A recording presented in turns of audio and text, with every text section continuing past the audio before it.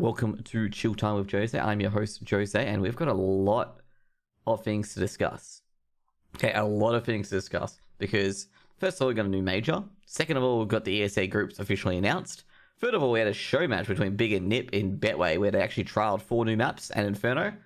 And we got a lot of roster moves and a lot of announcements to really pile through. So, what we're going to do is we're going to start off with the major news. Haha, everyone's like, major news. Haha, what a pun, because we got the next major and it's not going to be in Brazil. So, people don't have to be afraid of going to Brazil, mainly Leaf, of course, because, apparently he's hacking and stuff like that.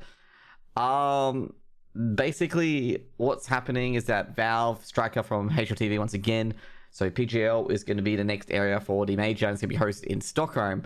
Now, I know it's got asterisks all over it, and it's going to be in October to November. It's going to be 2 million prize pools. It's going to be a pretty big prize pool altogether. I am not sure if this is going to go ahead, given the fact that Corona has been a bit Corona-chan and really moved a lot of stuff online. And I'm not sure if this will happen, but Valve confirmed that participating teams will be divided by a road to... Well, I'm not sure what RMR stands for anymore. There's probably like Valve points at this point. And it'll take online, it'll be at least one offline tournament before the major. I am not sure how you're going to get this offline tournament before the major, given the fact that nowhere's really COVID-free unless you have a 14-day quarantine and have a bubble where no one breaks it. And not like an NBA type of bubble where where players are allowed to have 2 people from the outside world in a bubble, which is really not a bubble to begin with. You do have that. But yeah, so next one will be in Stockholm. The organizers have been PGL. PGL held a decent major last time they held it. So should be all right. And be in a live audience where, in the Ericsson Globe in Stockholm, where Masters and Invitational and also TI was meant to be as well. Organizers stress this tournament will only occur if all safety conditions are met, blah, blah, blah. This is the biggest continuance of it all. I'm not terribly sure how Europe's going to go with all of its COVID obligations, stuff like that. I'm not entirely confident. I know Noobage will like this one. It's going to be streamed in 4K. Okay, he's going to be very, very happy because he's been looking to get those 4K videos because he always upsizes to 4K rather than, having it 4K ready so his CPU doesn't do so much work. Now, basically, PGL is saying that all, good big CSGO fans, I'm really, really happy to see a major announced or a tournament announced in the future. I'm really, really happy to see that. Because I hate it when, you don't have tournaments to look forward to. You're not sure what's going to happen. Or it's going to be these online tournaments over and over and over again. And everyone wants offline. Fans want to see, in action. Everyone wants to return to LAN. Fortunately, the Global Challenge, got postponed because of the, of course, the... got not postponed, but they had to go to online because of the revival of the pandemic in Europe. Now, basically, they cancelled the first major in May in 21. All I'm going to say now is that that's kind of expected, okay? I didn't expect them to go ahead, given the fact that COVID's still at its prime. And yeah, it'll be hosted between August and September, where Starlighter is, basically. So yeah, Valve is going to organize... Oh yeah, that's right. Regional major ranking events. So Valve's going to help organize, do a bit more tournaments, and try to get this major back online. Now, I'm not sure if Valve is going to be more active in the CSGO scene, given the fact that Riot are starting to really take a target at CSGO, and they're seemingly hyping up any bad news that happens with CSGO at the moment, because that's what I've looked at. That's what I've been aware of, is that Riot seem to hype up the bad news of CSGO. But they won't talk about their stuff with their tournaments and people not paying prize money, not paying talent. But next up, we're going to go to Big v Nip. And this is interesting for a different reason, because everyone has... some people have been complaining about the map pool in particular, okay? So if you may know, basically the map pool has been the same for 2 years, okay? The last map change, I believe, was cash being taken out for Vertigo, okay? And they played a few different maps. So a lot of people expected, cash to return and stuff like that because it's been reworked. But they also tried a few more maps as well, such as Anubis, Aztec, Cobblestone, and Tuscan, where Nip and Big had a lot of close matches on, other than Anubis, of course, as Nip completely destroyed Big. And this is quite interesting that some of these matches have been tried by Betway. Okay, so maybe a sign of things to come where, Aztec might make a return since 1.6, I believe. I'm not sure if it was even in the 1.6 tournament pool. Maybe Anubis might make its first debut. Cobblestone could return, even Tuscan as well.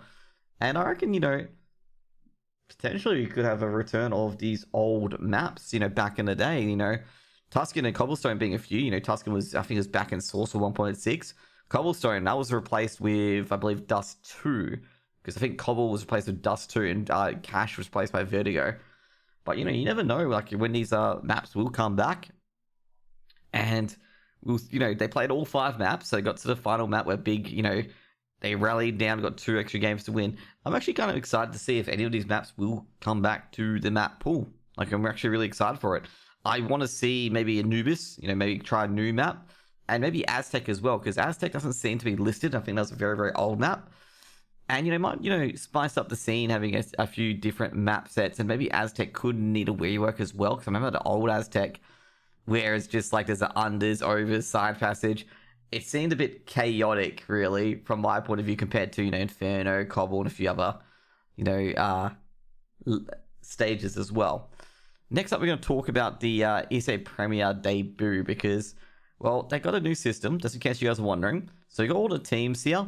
So as you can see, there's one bit of, this is the EU side. There's a bit of concern as well for Luminar, who recently got qualified into the ESEA Premier. And, of course, Team Seeker. And that's always been a big issue for Team Seeker. Given that they broke apart after the off-season, there hasn't been really anything to replace them with. And we don't know who's going to take whose spot. All I know is that Synopsy is in the team, SMF's in the team, Percy's in the team, like in the ESEA roster. And Narquez is not in the roster in ESEA. He's left the roster. So I'm not sure where they're going to go. Also, as well, Rigun did leave his team. And I did say before, like, I'm thinking that the Albanian mix might.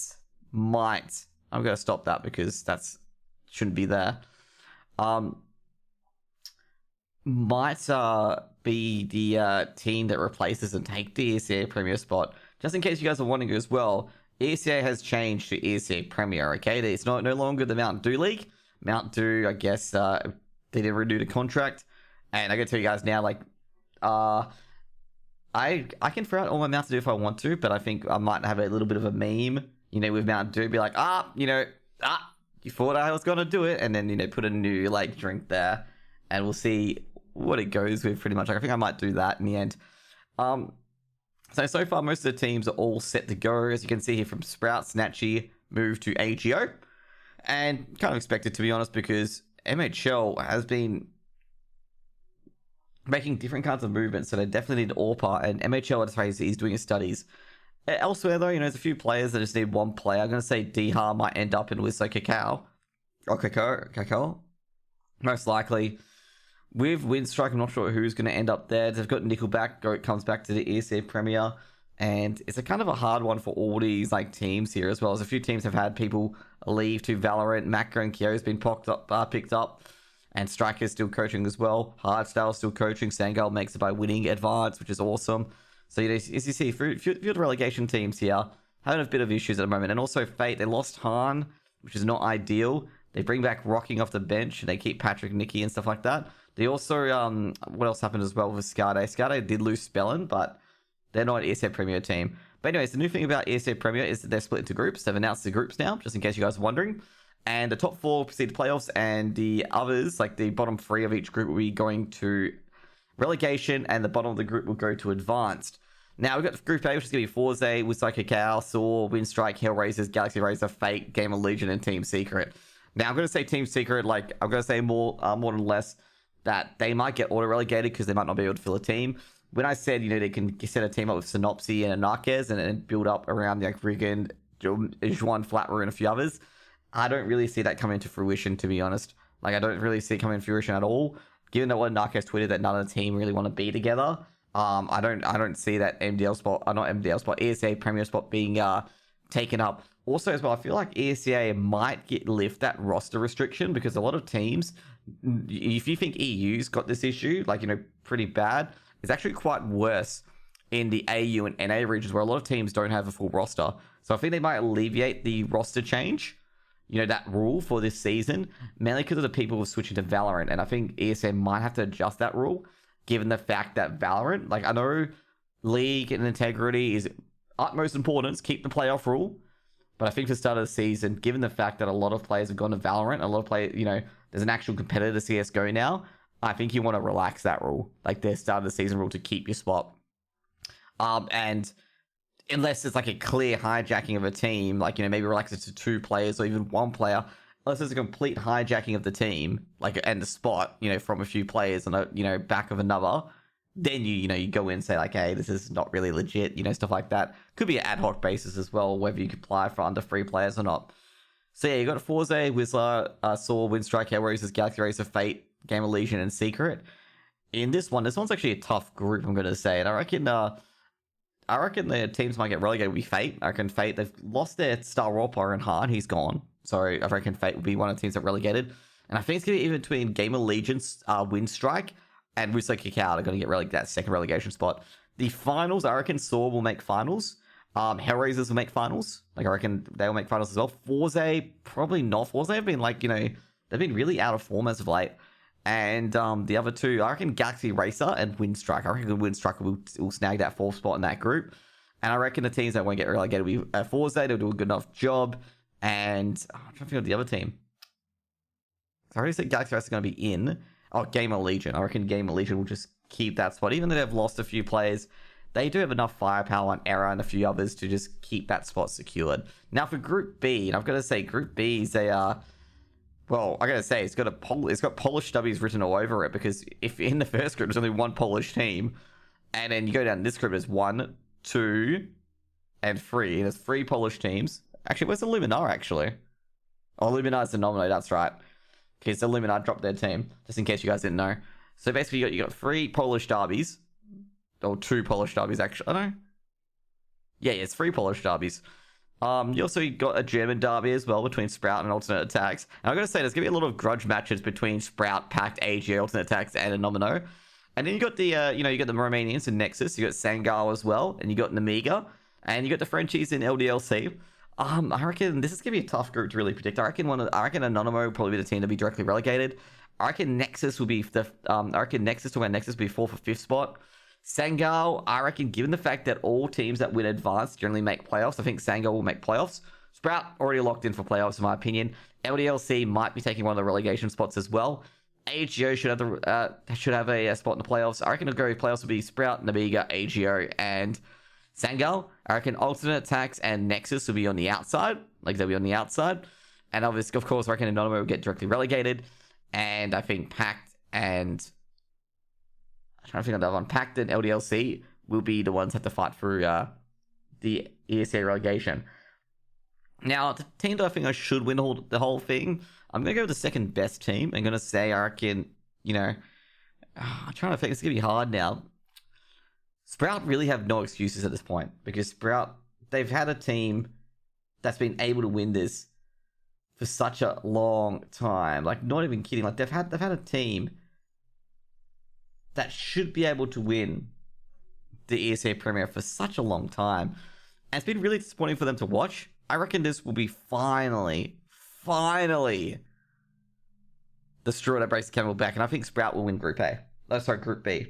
Like, I think Sprout will be the winners of Group B.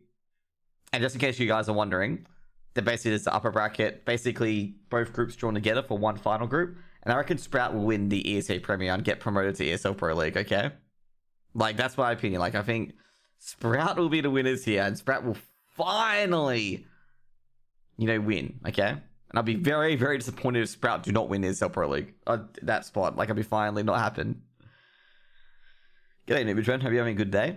We've announced the major being streamed in 4K, potentially, so you probably enjoy that. But, yeah, like, be talking about this review so far. And I reckon Sprout will probably win it overall. I'm not sure it's going to come second or third, but I reckon Sprout is going to win this.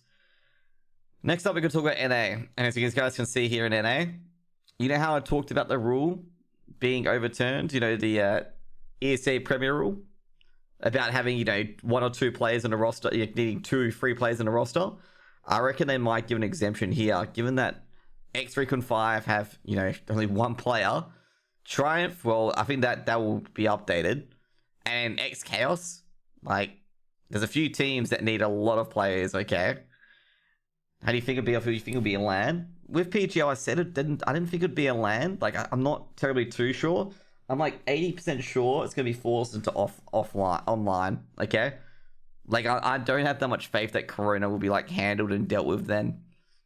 But you know, you never know. It's roughly in about 6 or 7 months' time, so we'll see what happens. They didn't say it was going to be a LAN. I think it's going to be a LAN inside a bubble. That's what I think it's going to be. It's going to be a LAN inside a bubble. Like, basically, no one can come in and no one can come out. That is pretty much it. That's my opinion. Like, what do you guys think? Like, that's what I think it's going to be. Like, it's going to be a little bubble LAN.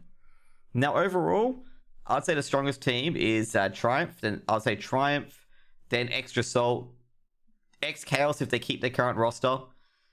But as you can see here, like a lot of these guys, like you may not recognize these guys. Well, Cast is probably one you can recognize. Rebirth's actually pretty good, by the way. But you may not recognize a lot of these guys because they've been, you know, just working it out in advanced, okay? And they've pretty much like just come back in for, as you can see, Valence here as well, actually, for Imperium. Then you got Ocean as well. Good to see Ocean. Good shout out to Ocean there. I've played WoW with him before as well, if you guys haven't noticed, because I was playing with him earlier. And yeah, you know, you've seen a lot of these guys here that haven't been in, well, let's just say they haven't been in the MDL, or not MDL, ESEA Premier, because they've been basically stuck in advanced, and now what's happened is that a lot of the NA scene is left over, and well, pretty much this is what's kind of left. It's pretty disappointing, actually, because yeah, decided to withdraw from ESEA Premier, I believe. And so did Kinship as well. So they had to pick the 5th and 6th teams, being X-Recon 5 and Rise Esports. And they've already separated into groups as well. And you got, you know, you got the... probably, this is like a really stacked group, actually. Like, really, really stacked group. You got X-Chaos, Mythic, Extra Salt, Rise, Sapphire, GGPR, Timmerman, Russian Canadians, Eclipse, Recon 5. I reckon Extra Salt will win the group. Mythic will come second. And X-Chaos, I'm not sure if they're going to come back as a new roster, but they'll come third. And it's going to be a really big battle between all these teams for this 4th spot. And it's going to be, like, I'm going to say now, like, I don't think NAC is that, but I think they're quite even. I think it's going to be a big battle in Group A for this 4th spot to the last spot. It's going to probably decide on the last day. Group B, Triumph, then Rebirth. That's what I'm going to say now. Triumph, Rebirth, and then High Coast and IBG. Oh, no, actually not IBG. Sorry, Secret Club. This one's going to be pretty tough. I reckon it's going to have another scenario where, like, the bottom 3 will probably be ironed out early on. And it's going to be really just a battle for playoff spots in this group as well. That's my opinion. I think it's going to be a battle for playoff spots in this group. And the relegation battle will probably be set quite early. By the way, the fixtures have not been released yet. So pretty much we'll see who we're going to... well, who's going to be playing. Just in case you guys don't know, with ESA Premier, it's changed a lot now. These teams will all be playing BO3s against each other. So it won't be a BO1 anymore, it'll be all BO3s. So basically teams now have to go out of this BO1 setting where they can, you know, win on a map or so and actually plan to play BO3s and really study their opponents. And it's been a kind of an issue in ESEA Premier where people have said that as well, that it really doesn't show a team's skill if they're playing BO1s all the time. Because, like, it's basically, you know, there's this decided map instantly, and it's basically if the cookie crumbles one way, it's basically, you know, a win. It's very, very easy. But given this is now go time, well, you know, now it's a BO3. Now teams will have a map that they're favored on. And they have to really choose a side of map quite well. I haven't got the schedule yet for this. I haven't even got my broadcasting package yet for this because we've got to take all the Mount Dew League stuff off. But yeah, you know, we'll see what will happen here. Now, this is probably the worst part of it in Australia. Is there's a lot of teams missing players. So if you guys don't know, first of all, Avant's going to have the same lineup, no coach. Order's got the same lineup, which I'm a bit surprised there's no coach. Oh, that's right, because Tux went elsewhere. Then you get the Chiefs, who are going to announce their 5th. I'm not sure who the 5th's going to be. Then you got Vertex, which is basically the same with Soju coaching. This is actually the funny part, is that Soju's actually coaching a team. Like, it's actually a bit of a shock to myself. That's what I'm going to say. Bit of a shock to myself that Soju's coaching a team. I'd say potentially Versa could come back to Paradox. I'm not entirely too sure. Riot Gaming has changed to Bazaar, as far as I know. Like, Riot Gaming has changed to Bazaar. They've got HUDs back into the thing. Ground Zero, not really too sure like who they're going to pick up. This is why I'm thinking they're going to get rid of the rule. Like they're going to get rid of the rule where you need 3 players. Then you got Rooster as well, and Rooster's going to be a bit of a mess as well. But they should be able to get 3 players or not. Apparently they're all paid at the moment, which is a bit of a concern. There's Mako, and apparently this team is disbanded. I'm not sure if Zilla, K-Star, Calamari, or Jimmy are going to bring back the roster. I know, I'm trying to think who got poached from this roster. But I know a few players have gone to Valorant from this roster as well. Then you go Integral Nation. They should probably like be the same roster. You got Aftermind as well. I don't think Aftermind have dropped their team. Rooster 2 is not going to exist. BB's already gone to Valorant. And JTR will most likely go to Rooster. So I think Rooster 2 will disband. I think they'll get an extra team from Open from the previous season to drop in.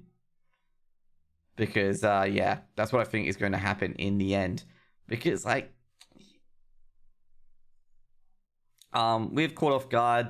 Oh, Mingovi's actually in the team. Did not know that. They still got Doggo in the team. And, you know, they've basically replaced people who quit. I know that, fuck, I forget his name. I know, oh man, I can picture his name now, but I know he was going to quit. I said he should just come back in for relegation. He did. I think it's Jim's, actually. But a bit sad to see that Jim's quit, okay? Bit sad to see Jim's quit. But, you know, I tried to get him back in for another season, but, you know, he is roughly my age, so I can understand where he's just over the hill. They got really weird with the new MDK testing a few others. They basically made the playoffs. Oh, well, I think they made it first time in relegation. And you got Team Fender, which is going to be Mako. Mako have signed these guys up, which is going to be Boo, Koki, Bogeyman, and Anima and Josh. Basically, they were picked up by Mako. So that's Mako. Then you got Silix, which is Drox, Mega2F, Yellow, Seeker, and Night Raid.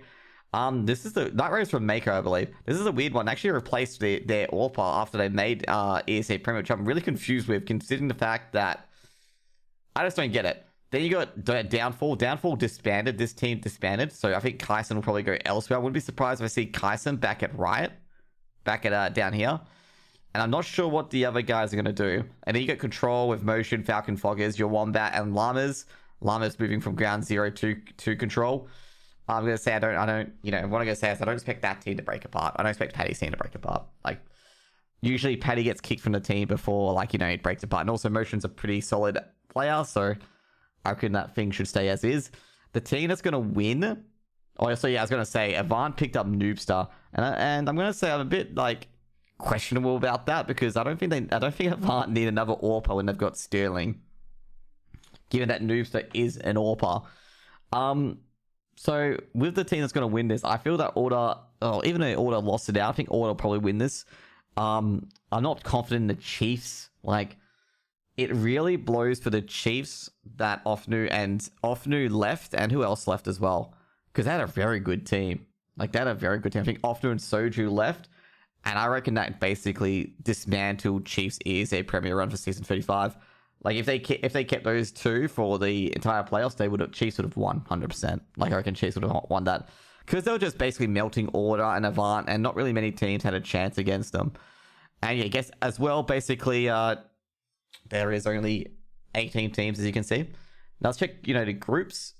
Now I'm going to say here, this is probably probably an easier group, given that Rooster won't have a full strength roster, given that ASAP is banned. And I'll go say, like, ASAP's probably the main player Rooster do build around. And Chilltime are taking on a lot of pressure here as well. But they've got JTR, so that's a bit of a, you know, somewhat of an offset, but not too much of an offset. Ground Zero, don't see him going anywhere. I really don't. They only have Burn and Lays. And basically, their entire core has been decimated. I don't think they'll make playoffs, okay? I think Ground Zero will be in this area down here. Really weird. I expect them to be in the relegation zone. Vertex will make playoffs. Order will make playoffs. I reckon the Coggers will make playoffs. They'll sneak in. Integral Nation, you know, they'll probably make here, but won't make it. Aftermind, I reckon Aftermind, given that they kept the same team, might be able to sneak in for that 4th spot. Because they'll be playing BO Freeze now. And Aftermind will be good for a few maps. Silix, probably say they might be surfing around this area as well. And I reckon Really Weird will probably be directly relegated. If not, like, I reckon one of the teams that have been promoted from Open will be directly relegated. Now for this group, and this group's quite stacked. I know Downfall's disbanded, Rooster 2's gone. I reckon this will probably be the easy group, because given the fact that there'll be one unfortunate team that will basically get into the relegation spot. or one of these relegation spots will be taken over, given the fact that, you know, Rooster 2, Mako as well, which is the disbanded Mako, because Fenrir is still here. And where is the other one? They've disbanded. So these two teams are gone, just an FYI. And Downfall, like, basically, there's just going to be two teams that won't make playoffs. It's pretty much it. The problem is, like, Control and Team Fenrir, like, when you look at the other teams, which is going to be, this is going to be, I think it's going to be Bizarre. Then you got Paradox, and you got Chiefs, and you got Avant. You got really, that Avant, Chiefs, Paradox, and Bizarre will make playoffs.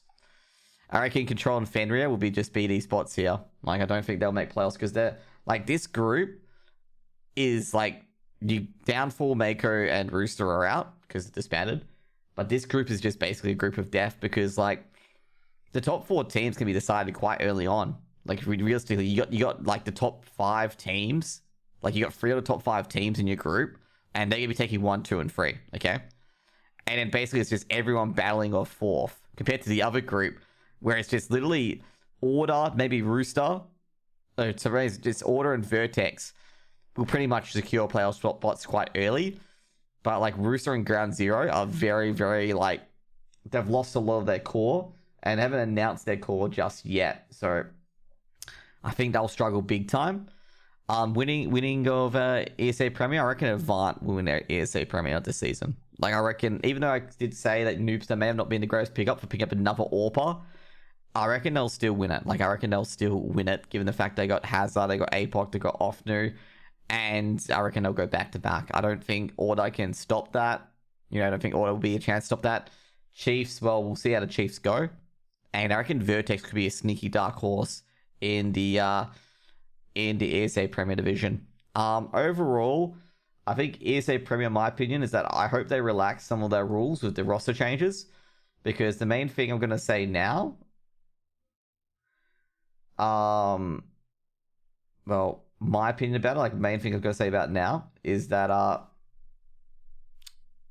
just don't see, like, if they enforce the rules as they are, with the 2 to 3 players have to be on a team, otherwise they lose their spot, I think you're going to see a lot more people going to Valorant, okay?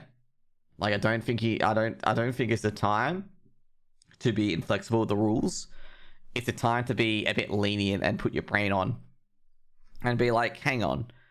For business reasons, we'll bend the rules for a bit, okay? And someone's going to go, oh, you shouldn't bend the rules for everyone. That should be absolute. Realistically, if you look at the scenario that ESEA and ESL are in, you should be bending the rules in this instance. You're competing with a different, another competition now that's actively trying to basically steal your players over, okay? And, you know, ESA have come to play. They've bought, you know, the money, the 100 grand, you know, to play for. They've upped their stakes. They've upped the money. Be surprised they've not announced a sponsor, by the way. Like, I'm a bit surprised about that. Because I was thinking, like, they should announce a sponsor because, you know, if you're up in the prize pool, there's got to be a sponsor involved because you lose your sponsor in Mountain Dew. And that's like, okay, like, what's going on here? Like, you know, is it going to be a Monster or something like that? But they haven't said anything yet. And they're keeping it under wraps. And just in case you're wondering, ESA Pro League, just in case you guys are wondering, it starts in about, I think it starts this week, actually. Yeah, it starts next week. So they're going to get their shit together. But next up, let's just talk about the news, the other news.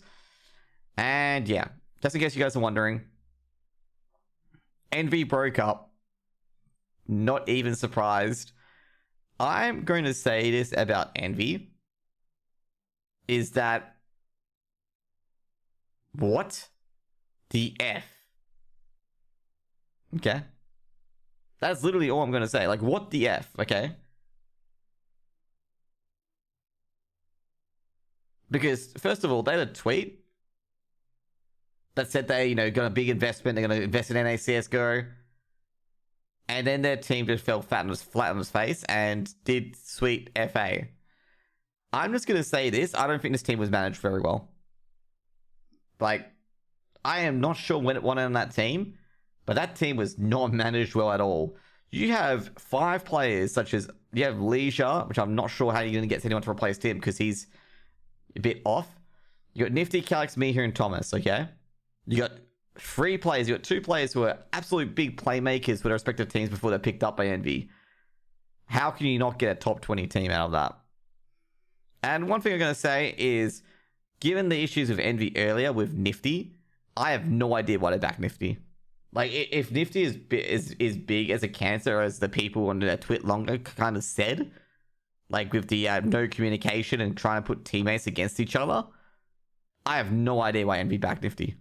Like, those are the people you got to kick out of your team, because then they're gonna make your team fall apart. Like, you're gonna put your team against each other, right, against the other team on the table. And I hope that's not the case.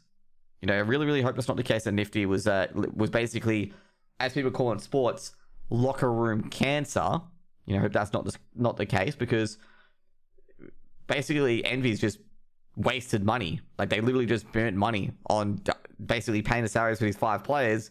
If they're gonna have one player who's just basically gonna be a control maniac and is backing of the org, and basically be able to kick at will, because the people won't enjoy it there. Like, it's not a team atmosphere. Let's just put it, if that is the case.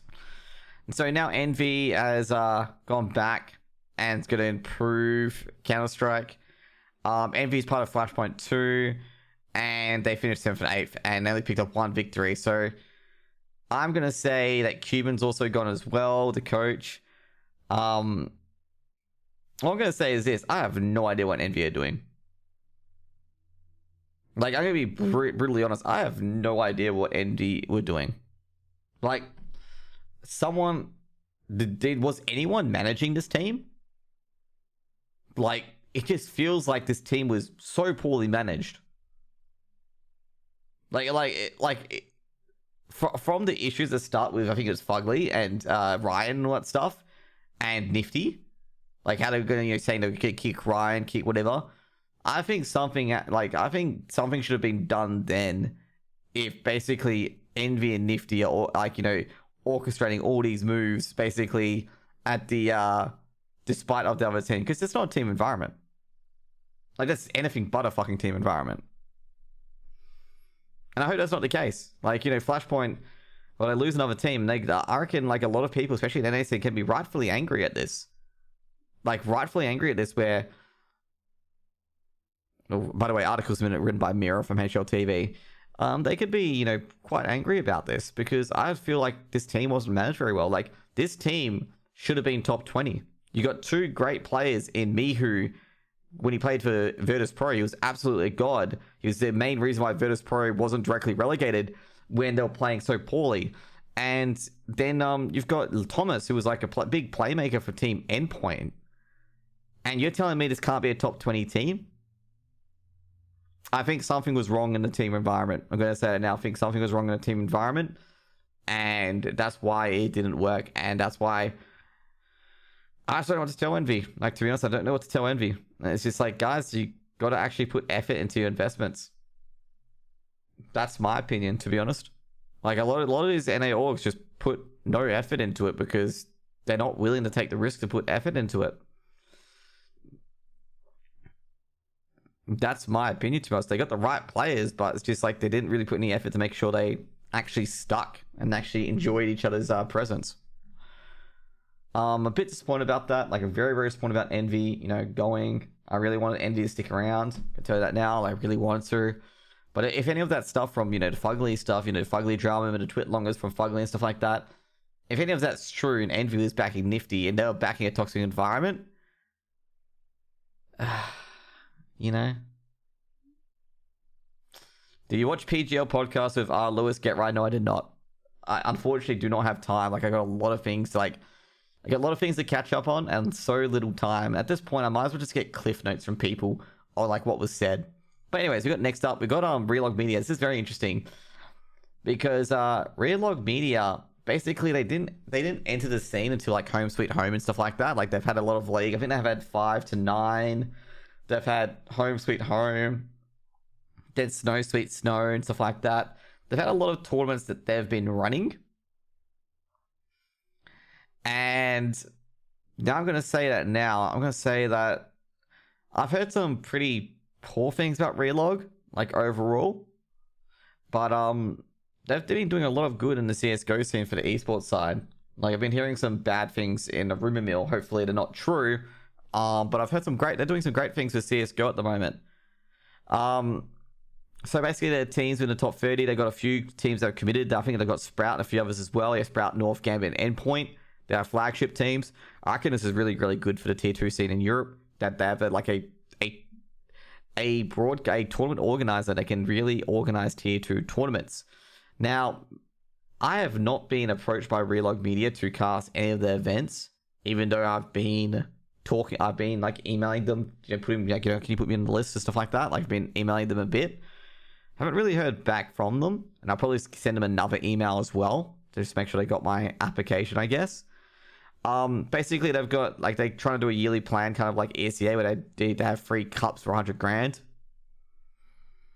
And, getting Gambit, I'm going to say the big snare is getting Gambit, okay? Because Gambit's probably going to be a big team, going to be a big top 10 team in the future. And I think if they do keep Gambit, it's going to be absolutely massive, okay? Like, if they do keep them as well. And if they can get Virtus Pro as well, like, if they get Virtus Pro, it'll get even bigger, okay? It'll get even bigger. 9-5 wasn't a bad tourney, to be honest. It's actually a pretty good tournament. What are notable flagship teams will be joining? There'll be actually, like, academy teams as well, such as Astralis, the Young Talent, and Young Ninjas. And so far, there's the teams here so far that I've been looking at. There's, like, basically it's mainly a tier 2 team kind of thing. I'm going all right, Ramsel, man. How about yourself? But yeah, pretty much like, very tier 2 team oriented. You can see a lot of the teams are in ESEA Premier as well. I reckon this is very, very good. Also, there's also like GSL groups as well. I'm very interested about this group, okay? Like, I'm going to say this now. Hellraisers. Sad to see North a tier 2 team. Well, they kind of deserve it, okay? I'm going to say this now. They've kind of deserved to be a tier 2 team, considering they can't win tournaments and they go out in group stages so early. With this one, I reckon Hellraiser is going to breeze through this. For this one, I'm going to say right now, like, this group here is such a weak group compared to Group 1, given there's 2 ESA Premier teams here. What do you see winning Global? What do you mean Global? Then you got Nordic West with Lynchby, AGF, Tricked, Astralis. This is such a stacked area. This is also quite stacked. Game of Legion should make it out. It's quite easy. Iberia, Balkans. Oh, I'm going to say this is going to be such an interesting matchup. These 3 teams, Skade, Fate, Soundgirl. And then you got, oh man, this is actually, I would say this is going to be probably the best areas to watch, okay? Global Final Blast. I've actually looked at the Blast here. I know the Blast talent is up, but I'm not sure it's actually going to win Blast, given it's online, to be honest. I'm not entirely too sure. They're looking here, like Poland group. This is going to be, I reckon the Polish group is going to be the best one to watch, okay? And then followed by the Balkans. I don't have enough information for Iberia. West Europe's going to be pretty easy, considering that Game of Legion will probably be the ones that win. The Nordic West is going to be really stacked and close as well, and the Nordic East is going to be pretty close and stacked. CS2, I feel is like a weaker group. CS1. Next up, we're going to talk about the Blast, funnily enough. So, Blast talent has been announced, and there's Banks, Maniac, Pimp as basically the analysis desk hosts. I think they've got probably the best casters you can get with Scrawny, Launders, Anders, Semler, and you got Freya as the thing as well. Blast finals, I gotta get that checked out quickly because I didn't have a thing for it. And as you can see here, the Blast playoffs, you got Astralis, Evil Geniuses, G2, Furia, Vitality, Complexity, Na'Vi, Liquid. I reckon Vitality will win the tournament. Complexity is probably the weakest team, just in case you guys are wondering. Complexity is the weakest team out of these 8. And that's quite scary when you think about it. When Complexity is the weakest team out of this 8. Like, you would never hear that, okay? Like, you would never, ever hear that. But I think the strongest team with Vitality, and Vitality should probably cruise through pretty easily. Blast do not have any co-streaming stuff, just in case you guys are wondering. I did ask Blast. They did not let me co-stream, so there's no co-streaming rights, even if I wanted to. But yeah, I reckon overall, I reckon Vitality win this. I think the losing runner-up will probably be Astralis. So yeah, Liquid isn't that good. I think Complexity is better. Nah, I think Liquid can beat Complexity. Okay. I think Liquid can be complexity. I'd say the weakest team is complexity than Liquid. Liquid just don't play well online. But I think like complexity really don't have a standout player at the moment. Like their main playmaker hasn't been playing up to their main playmaker potential, which has been JKS. And Team Liquid have got Grim, and Grim's a lot better than JKS in form at the moment. I do like Grim a lot more. That's why I feel like that complexity are the weaker team. So Liquid will be 7th, then it'll be like, I'd say probably Na'Vi on 6th because of their, their form. Then basically Astralis at 5th, Fury at 4, G2 at 4, Fury at 3rd, Astralis at 2nd, Vitality at 1st. That's my opinion on that one. Liquid have fallen by then. Bit odd, dude. I have no idea what Liquid are thinking by bringing Fallen. I have no idea. Like, I am puzzled as anyone that Fallen has been picked up by another team, because I just don't think there's much left in him as per se as a CS:GO player. I think his time may have passed. I could be proven wrong. Like, I could be proven wrong 100%. Like, I could be wrong. He could come in for Liquid, bang out like like a 40 bomb or a 30 bomb, but they needed an AWP and an IGL, so yeah. I'm just not terribly too sure. You can't be Ramsel. I wouldn't say the issue is being too much of a veteran. Is that the attitude that was shown in MIBR, where they actually didn't work to get any better, is not a good sign. That's my opinion. Anyways, and they seem to be getting away with a lot of things they shouldn't be getting away with. Next up, we're going to say Furia. Furia had benched Henny, and they picked up Junior from Triumph. Now, this is going to be an interesting part because I never expected this, given the fact that KNG stood down from MIBR, but I'm very sure that Furia could have never picked them up, given that Brazilian teams have huge buyout clauses. So Junior's joined Furia, so it's probably big ups for Junior here. And Junior becoming new Furia's AWPer. And yeah, it's going to be another American in the Brazilian team. As per Swisher, and yeah. I reckon it's a good addition. Like, Junior's very, very good for Triumph. Bit surprised that Triumph did let him go, because he's been, like, Triumph are a team that could be competing with Fury in the future. So I'm a bit surprised that they let him go. And in the end, Fury's been picked up. Fury picks up Junior. Now, Fury also at Honda. I've not heard much about Honda, but he's been in their academy lineup. And yeah, so he'll be basically playing for Junior, but he'll be to the Fury lineup as a 6th player. I don't think this will be permanent. I think this will be temporary until Junior can start playing again. Pretty much it. Guerrero basically confirmed to expand the roster. Future CS has 6 players. To be fair, I don't have any doubt Guerrero if he's going to actually go over 6-player roster, but I'm going to say it now, like, Vitality make it work. I'm not sure how Fury are going to make it work. I think Fury is doing a 6-man roster purely because of the fact that that Vitality are doing it, or because of the fact that they've got a passport issue of Junior, because Junior can't get out of the States, just in case you're wondering. Now let's get back to continue with CSGO in Brazil. KNGB steps down from MIBR. Okay. All I'm going to say is this. Like,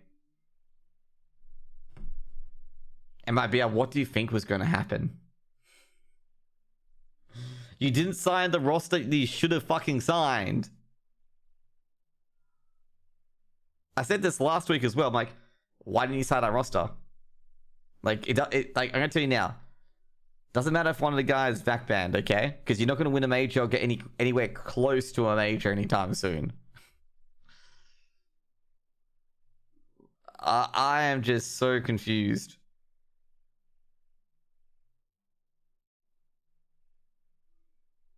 And I heard they're asking for too much money. Well, that would probably do it. But I just don't understand. I gotta say of Richard as well, like, that could be the only reason why this team will get declined, is they're asking for too much money. Now this is the actual pertinent question. If they're asking for too much money, why the hell were they paying like Fallen Co for really poor performances for almost a year and a half? Like, I just don't understand. MIBR seemed promising. MIBR were awful before they went. They were going downhill. MIBR before they even got to Europe, okay? Like, they lost to fucking Chaos before they came to Europe. Okay? Like, the decline was in full swing by the time they got to Europe. And they got a great team in front of them, and they don't sign it, and then they keep paying salaries. Yeah, like, the new MIBR was better. As I said, the new MIBR was better. Like, this is what I don't get. They kept paying Fallen and Co. for a year and so, okay? Like, a year or so where they're playing, giving 0 results. But the new guys ask for a little bit more money, and they go, oh, nah. It's like, why did you waste that money in the first place? Like, fuck. Oh, man. I feel sorry for KNGV, but then again, karma does bite back, okay? And KNGV's done a lot of things he regrets, and he knows that. And unfortunately, I gotta tell you now, even if you apologize for all the things you do in the previous life, sometimes karma comes back to bite, okay? But I gotta say, KNGV has done a really, really good job on rebuilding his brand from being that guy that basically said, come to Brazil, I'll beat you up, to FNS, and stuff like that. Basically, you know, threats to FNS, stuff like that. I mean, when the new MIBR came to EU with VSM and stuff like that. No. That old lineup was a joke. Oh, okay. I was gonna say, like, they played really well. Like, that new lineup was very, very good. And like, when I went to when I did that analysis for Flashpoint where they're gonna place, I said MIBR are gonna get eliminated immediately. Okay, like they weren't gonna have a chance, and they get 3rd and 4th place, and they lose to teams like OG, Virtus Pro, who were just basically like. OG, Virtus Pro is going to be a top 5 lineup, okay? Virtus Pro is definitely going to be a top 5 lineup. Like, not even kidding. You got to watch out. Virtus Pro will be top 5, okay? Virtus Pro will be top 5. And then you got OG that's easily top 15. And it's like, these guys were against top teams. Like, top fucking teams that are going to be promising. They're going to be in that top 20 spot. And they lost to those teams. It's the only teams they lost to. They didn't lose to any of the other teams. And you don't pay them that little bit of extra wage. Like, they get that little extra bit of investment. Because I think that's the team they should give it to. I can understand VSM being VAC banned. If you can look at VSM being VAC banned, maybe Valve can be a bit lenient. But I doubt it. Maybe get a 6th player to replace him. They won a map against Astralis as well. Yeah, exactly. If you win a map against Astralis, that's pretty decent compared to the old lineup couldn't. Then what the fuck happened about Jumpy? This is the weird one about Jumpy, okay? Valve has said on record in court that Yampy wasn't the one that was playing when it was VAC banned. I have no idea how Yampy is not VAC banned. Like, it's on fucking court record. They know it's not him, but they got a VAC ban. Like, if it's not him,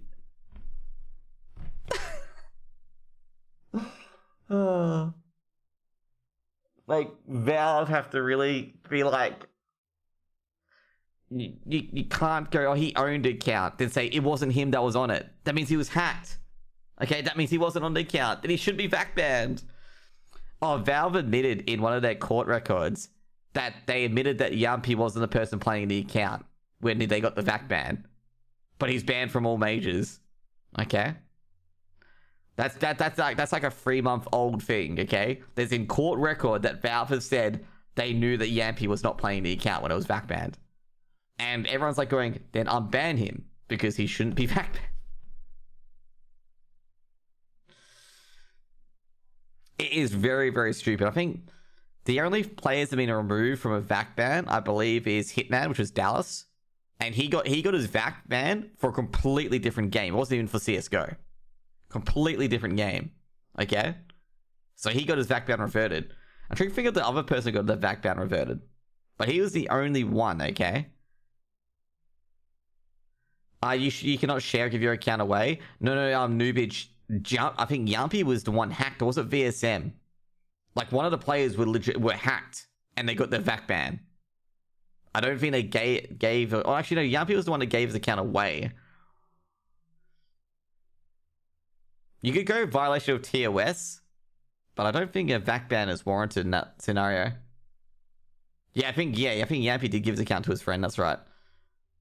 Because his VSM, one of them was hacked. And yeah, but anyways, I think it was Yampy that gave it away.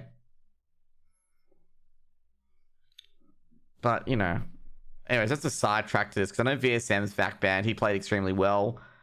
Also, yeah, it's a breakdown of negotiations. that he'd been treated like trash by Immortals. Question whether the North American host was really interested in keeping the lineup. Shit, when the ex-coach comes out and says stuff like that.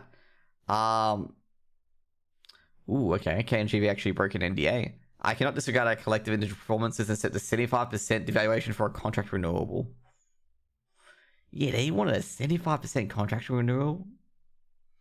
MIBR, you trying to get these guys on the cheap? What a great friend indeed, man. To be fair though, I wonder if Jumpy can sue his friend for negligence, but then again, Tier West pops up, you can't have a contract. An illegal contract is automatically void. So I don't think you can sue him anyway, so he's like pretty much like out of options. So yeah, that's quite interesting. Ooh, that's a thing I should have clicked. Immortals. So apparently they were asking for a 75% reduction in salary. He also did not agree that the lineup change was stayed together. KNGV, man, I'm going to say this. Your old lineup sucked dick, okay? Your old lineup was not good, okay? If you kept that old lineup, your team would have not got any, like, your team would have had to play close qualifiers. That's all I'm going to say. Because, like, they were not good enough. Taco, Fur, Fallen, they played great previously, but they're not good enough anymore, okay?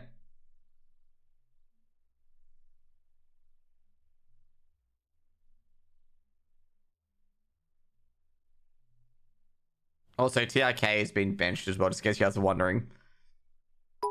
Thank you for the resub. You be casting games in the future? Yeah, I am. There's just been no games to cast. Casting games in the future? Well, just in case you guys have been wondering, I've got no games to cast. Like, there's been no games to cast for the last 20 days. I've not been approached by anyone. Vortex is a competitor of mine, so I don't think they're going to approach me to cast games, given that they know I'm a competitor to theirs. And what else? Shadow League never, like, I gotta tell you now, like, a lot of these orgs, I feel they've already approached casters. Because I have not seen any, like, you know, reach outs to casters. I think they've already approached certain casters they wanted.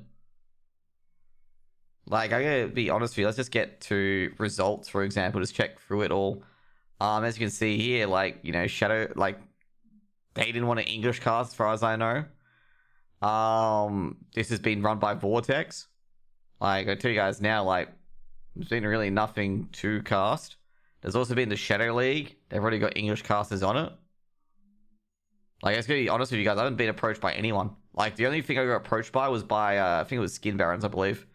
And they wanted me to cast a match, like, in English. Like, they said they needed an English caster. It didn't turn out, like, I'm not gonna, like, it was good for them to reach out to me. But obviously it wasn't, like, you know, I couldn't really cast, it was at 3 AM. ESEA Premier? No, it wasn't about it. It was about a separate tournament that was going to be on HLTV that they're setting up. It had some pretty good teams in it as well because I checked it out. So yeah, TRK is going to leave as well. Kind of obvious because given the fact that MRBL wasn't giving them anything. And yeah, so pretty much that's it. Like, he's going to leave as well. All I'm going to say is, like, who is MIBR going to actually pick up, given the fact that all Brazilian teams in South America are going to have such high payouts? Will you cast ESEA Premier? Yeah, I will. MDL, by the way, it's not called MDL anymore, because Mountain Dew do not sponsor ESEA Premier anymore, so it's called ESEA Premier League. But yeah, I'll basically cast ESEA Premier League. It just depends on the times the teams play that BO3 is at. Because if they play it late or play it earlier, then yeah.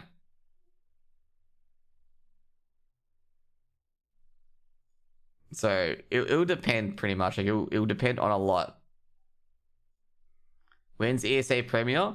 ESA Premier starts next week. So I've been clicking the fucking outside here and I forget this fucking ad. Next up's ATK, basically South African roster will head to Canada to qualify for ESA Premier.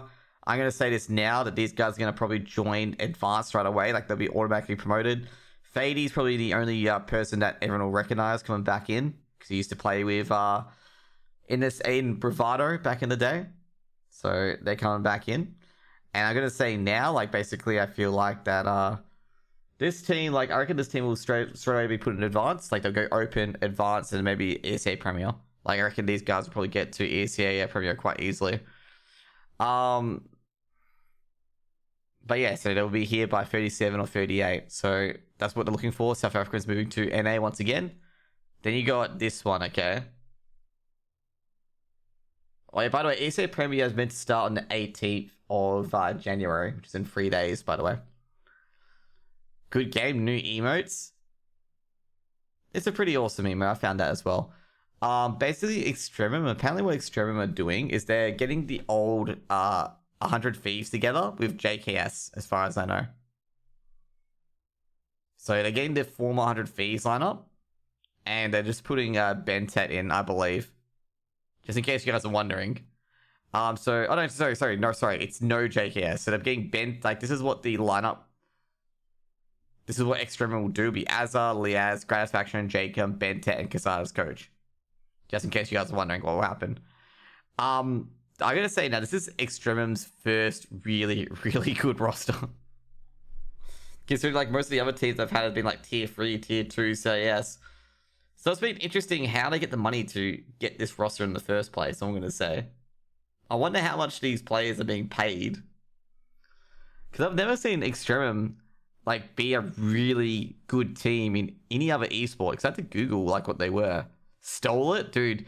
If this team makes a lot of money, and I gotta say now, if this team makes a lot of money, it's really gonna shove the dagger into Nate shot 400 Thieves. Like, it's gonna really shove the dagger in there that he gave up this team.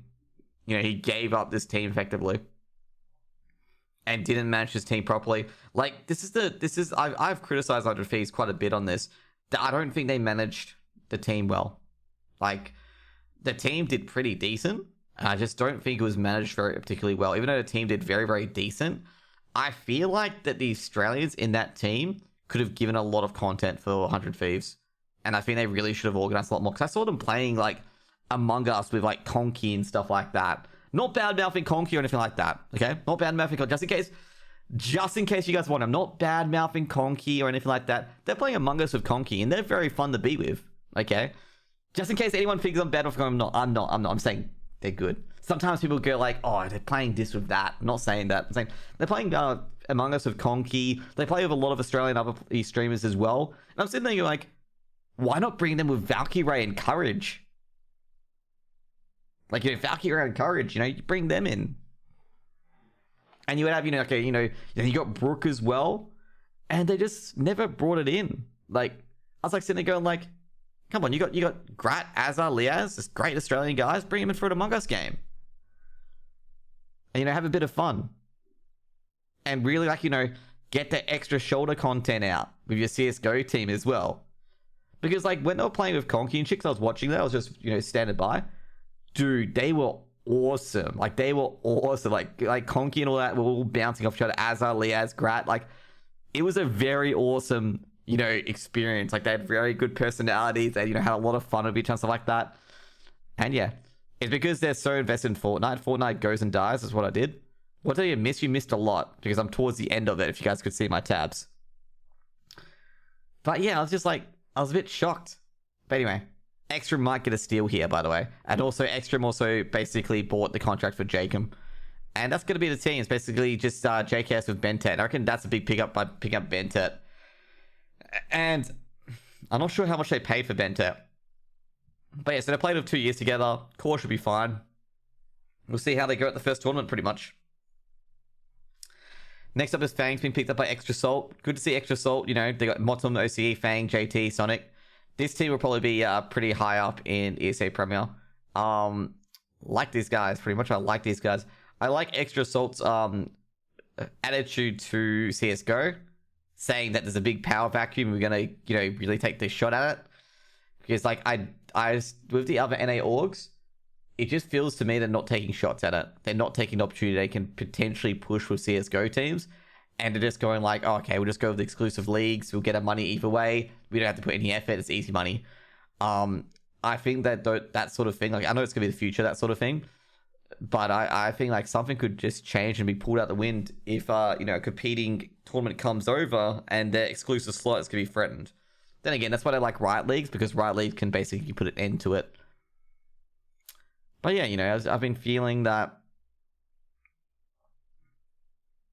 I've been feeling that extra salt. You know, what they're doing at the moment is the good idea. Default to planet? No, Free Letters has been on, but he goes to bed when you woke up. That's all I'm going to say. But yeah, overall, been liking what they've been doing. Next up, we got Endpoint. This is an interesting one. I'm actually just a bit surprised they did not announce this sooner. Because Endpoint have been running CEX as their academy team. And I'm very surprised that this wasn't announced sooner. So Endpoint have got an academy team at the moment. And Whitey is just one of their streamers, I believe, is going to equip young players to progress to belong. I'm very, very surprised that Endpoint hadn't got a academy team because they were promoting it. Like, when I think it was who was it? Because it was, oh man, I think it was Peaks and stuff like that because they couldn't get casters to cast the game on Endpoint. I think it was, or they didn't want to dedicate. I'm trying to think why.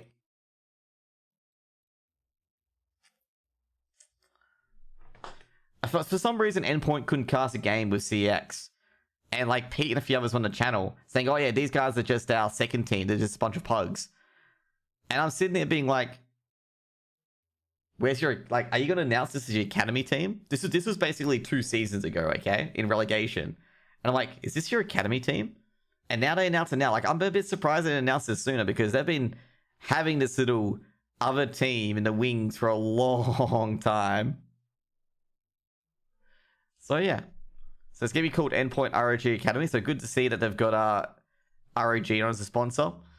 And I've got to say, Endpoint have been doing really good for UKCS. Like, UKCS used to be known as that, you know, area where all the toxic Brits came from and that they could never ever get a team together and the Brits were just, you know, poor at CS.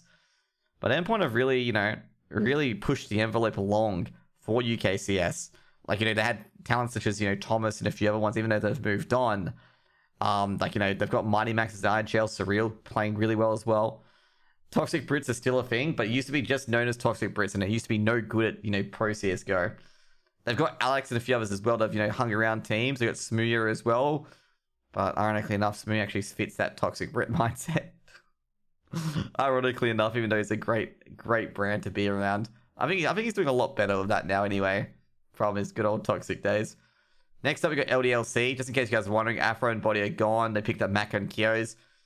I'm going to say now, the moment LDLC made Premier, okay, like, I'm going to say now, a lot of those French players in LDLC, they were on the chopping block because Maka and a few others are going to come in and take their spots because a lot of French free agents on the market. To be honest, the Brit scene is still tiny. Yeah, of course. Like, I think they only have about 8 to 9 Brit players that are, you know, really, really decent. Like, highly decent tier 1, tier 2 capability. And, like, the UK have got, like, probably so much talent in there, given the fact that you got, you know, Smooya, you got Thomas and a few others, that you reckon you can get air out a few more as well. Now, I'm going to say this here, like, this was always going to be the case. The moment LDLC made ESEA Premier and Heretics didn't, this was always going to happen. Okay. So replacements came from everywhere. So basically Mac and Kyo. This is what I don't get. They picked up Maka. Maka's going to IGO, I believe. Or 6 is going to IGO, I'm not sure. But Maka, like, I'm not sure why they pick up a secondary AWPer. A second AWPer. This is exactly like Avant, where they've picked up Noobster and Ed Sterling. Not sure why they pick up a second AWPer. But, you know, I digress. Next up, this is an interesting one. I never actually thought this was going to happen. Actually, 6 has been around forever. Yeah, of course. Now, this is what I don't understand. I'm actually surprised because I said, like, oh, maybe Crystal will come back to alternate attacks as an analyst or something because I'm going, like, German team. Crystal's a German. Put him in there. Okay, that's what I said. I'm like, I reckon Crystal's going to join this roster. Because I think I said that. I think it was either alternate attacks or the other German team. It wasn't Sprout. I don't think they're going to join Sprout. That Crystal was going to join to be IGL of. And a bit, you know, this is the kind of situation as well, because Skrunk is currently IGL for alternate attacks, and they've lost Slacks and Crezzy, okay? And Slacks and Crezzy are going to say they're probably the biggest producers for alternate attacks. Unicorns of Love? No, it wasn't a Unicorns. There's another German team I'm trying to think of. Because there's Sprout, alternate attacks. I'm trying to think of the other German team. There's Big, but I didn't think I was going to go there, to be honest. But when Toby quit Big, I was like going, don't tell me to get Crystal's the coach. Because like that would be prime, good spot for him. Because that would be like, if there's a massive German scene, yeah, there is. But I was thinking they might have got Crystal as a coach, would have been an even better spot for him as well. Like, Crystal's a very, very good pickup for a lot of these German teams. Yeah, and then, Crystal, when he joined Alternate Attacks, I'm just like, I expected it, given the fact that Godsent didn't want to keep him. I know Emmy left Godsent. I'm going to say now it's completely expected. Like, I think Emmy was just a short-term move. So yeah, basically it's going to be Stefan, Skrunk, Panix, Crimbo, and Crystal. I reckon Skrunk will drop being the IGL and give Crystal IGL. And I reckon Skrunk will be more of a rifler. Now, this is the... oh, shit, I do have an AWPer. Sorry, my bad. I was going to say, this could be issue. I have no AWPer, but I think Panix is going to be the AWPer as a Crimbo. Oh, no. Because those two are from the big academy. I forget which one's the AWPer out of those two. Because I know Stefan can't AWP. He can coach Big, Sprout, and Unicorns. Yeah, that's what I meant. Like, I was actually surprised that he wasn't signed on to be a coach. Like, I thought that was going to be the move, that he signs on to be a coach. But then again, he's 27, so, I don't think he'll move on to a coach yet. He's still got a few years in him to go from teams and stuff like that. Now, the thing is, like, I reckon Crystal will fit well at all attacks. I reckon, his IGL leadership, I reckon it's like, his let's say uncanniness to be able to turn rounds on their heads and win games or win rounds for his team. I reckon they could, save Alternate Attacks a few wins in BO freeze and stuff like that. Like, that little sneaky thing he did to Virtus Pro in the Flashpoint 2 qualifiers. Oh, no, that was a Flashpoint 2 final. That was mean. Where, like, they Virtus Pro entered the bomb site, thinking it was clear. They think it was, like, it was a one-man stack. And then Crystal gets a 4K of a Deagle and basically wins the round on an eco, which was amazing. But yeah, like, when I saw that, Fingo quit, Toby, and I'm going, oh, is Crystal going to go to Big? And then I see this and be like, okay, he's not going to Big. And last but not least, as I said, Toby is going to be stepping down. And basically, Dude, who I know from the Unicorns of Love, he came in to be a head coach for Big. I gotta say, this is going to be a big assignment. Oh my god. I know I'm using a lot of puns, okay? But it's going to be a big assignment for Dude here, okay? Kind of a big assignment because I'm going to say now, even though, like, a lot of people might disagree with this, but I don't think, like, when you're going for Toby, who's been, like, a big celebrated CSGO star and stuff like that in the scene, Dude might have a bit of a trouble trying to replicate that with Toby, Godby, and stuff like that. And I wish the best of luck to him. Like, he's got big shoes to fill, and he's got the, thank you for the gift sub, by the way, Noobage. And thank you for the sub earlier as well. Who had the Prime sub earlier? Ramsels as well. And I'm thinking here for Dude, it's going to be a big, big, big assignment for him. Thank you for the Prime sub as well at Felimo. Jeez, man. Getting all these Prime subs today. But I reckon it'll be a really big assignment for him. And I hope Dude, does incredibly well, okay? But I'm not going to discount the fact that, you're going from a really well-respected player such as Toby and Godby being the previous coaches.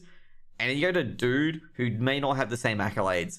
And this is going to be the hardest of things, okay? Like, it's really hard being the new coach in after you got your Premier League coach winning leaving, okay? Let's just compare it to, like, let's say EPL. When Sir Alex Ferguson left Manchester United? Like, can you feel for David Moyes coming into his job? Like, they probably expected him to be, like, the wizard or something like that. And you're sitting here being like, oh, that's going to be hard work because you're replacing a manager that's won, like, 12 English Premier League titles, won some Champions Leagues and FA Cups, is well respected. He has a knighthood from the Queen. And you're coming in being, just a normal Joe Blow David Moyes who managed Liverpool's rival for, like, yonks on no fucking money. And, it's going to be kind of hard for Dude to really, like, see what he can do there. Because it can be quite hard when... Or to be fair, I think that Alex Ferguson and David Moyes analogy might be a bit too far. I don't think Toby's like, won 20 million majors. But, it could be that kind of thing where, like, you may have to do a lot more to try and win that respect of the dressing room because you don't have that respect already built up. That's what I'm trying to say. I'm not saying he's a poor manager or poor coach by that aspect. I'm saying it might be hard to get, to get some respect, build that, what is it? Repertoire. I think it's repertoire or maybe I've got it wrong, but, you know, the respect from the players, because you got some great players in Sirius and Tabson, Tizian, he's even made such a big impact on Big as well. You got Zentares, and you got Keto as well. Like, all those players can fire up, and all those players are good in their own right. And that's going to be a hard one to wrangle. And, hopefully Dude can wrangle it. And I'll be very, very impressed if he does. If Dude turns this big, it makes it a bit better, or keeps it the same, I reckon he's doing a very, very good job, because my opinion is that I reckon Big will get a bit worse. But if they do the same or get better, thank you for the follow, Gibbs, by the way, I'll be really impressed, because like sometimes when you lose that superstar manager, it just hurts a lot more. Like it hurts a lot more, because like sometimes their respect isn't there and stuff like that. Then again, I've got to say, I've been told that big players have been extremely coachable, and that I think that make it a lot easier for them as well. I've been pretty good, free letters. I've been pretty good, and I got to tell you guys now, I'm pretty good, Gibbs. I'm pretty good. Some guys just talking to me in chat, by the way, and I got free subs as this thing was going for the YouTube viewers. Now, guys, well, that's gonna be it for today, because I've talked about everything else. So, bit of summary: we got the new major, $2 million on the line at PGL. Big and Nip played a show match, which starred 4 new maps. Did Nubich leave? No, he should be here. Maybe he's getting a cup of coffee. He's probably getting a cup of coffee. You can just hear me through a headset. We got 4 new maps. So we had Aztec, Tucson, Cobble, and Anubis being played. So they might be on the crack as well. Oh, that's the new YouTube video for Among Us, by the way. You can go subscribe to my channel through there, but that's for Among Us. But yeah, you got potentially 4 new maps. I reckon we could see Anubis and Aztec being put in. But yeah, we'll see what happens. What else have we got? We got Envy breaking apart. We got the ESEA Premier coming back. There's no Mountain Dew League sponsor. That's gone. No, Mountain Dew are no longer sponsoring it. So finally, I can unveil. Dun dun dun dun. It's back. So I don't get banned for having Coke on my stream during Mountain Dew League. So yeah, Aztec being CT side as fuck, I reckon they could change Aztec quite a bit, because I know Aztec's one of the worst maps I've seen in, like, you know, shape and form for the T side, so they can probably fix that up as well.